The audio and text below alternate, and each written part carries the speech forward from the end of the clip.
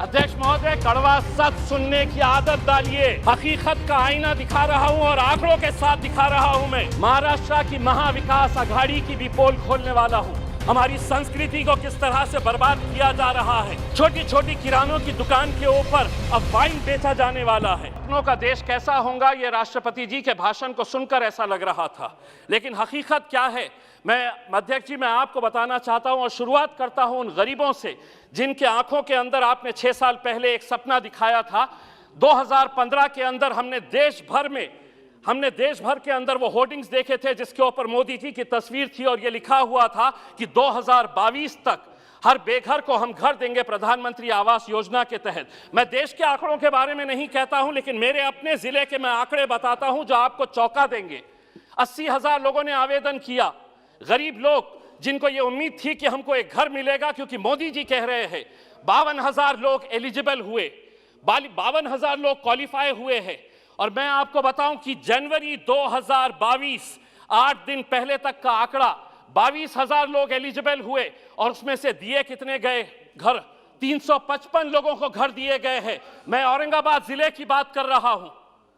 क्या वजह है कि आप इतने बड़े बड़े आंकड़े दिखा रहे हैं? आप ये कह रहे हैं करोड़ों के अंदर। मैं पूरे दस्तावेज के साथ आपको बताया हूं कि 7 सालों से आपने उन गरीबों को सपना दिखाया कि मुझे घर मिलने वाला है। 52,000 लोग इस इंतजार में है कि मोदी जी अब घर देंगे और 355 लोगों को घर दिया गया है। अध्यक्ष महोदय, हम बहुत सारे सांसदों ने किसानों के बारे में बात कही है।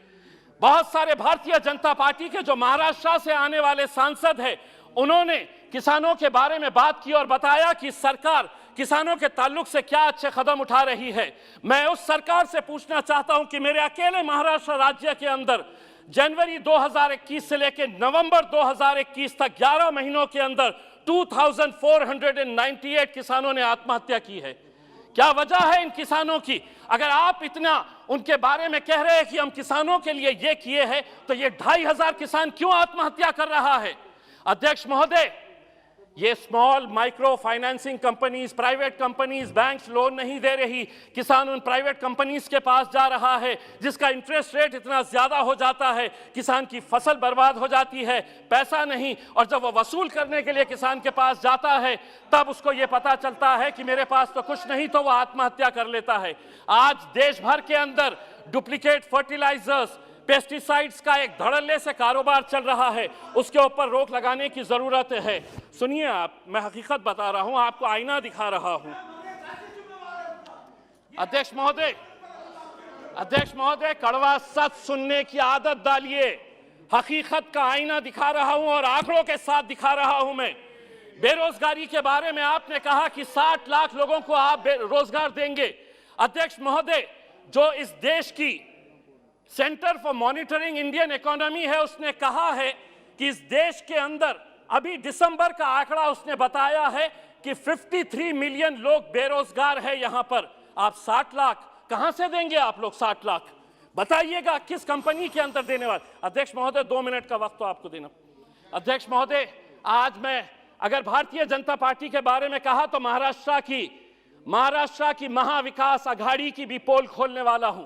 हमारी संस्कृति को किस तरह से बर्बाद किया जा रहा है। छोटी छोटी किरानों की दुकान के ऊपर अब वाइन बेचा जाने वाला है।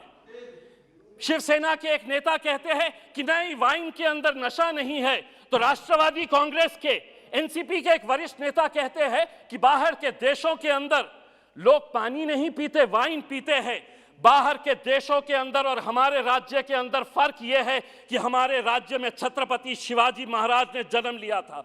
हमारा राज्य जो है वो फुले शाहू अंबेडकर की पैदावार है।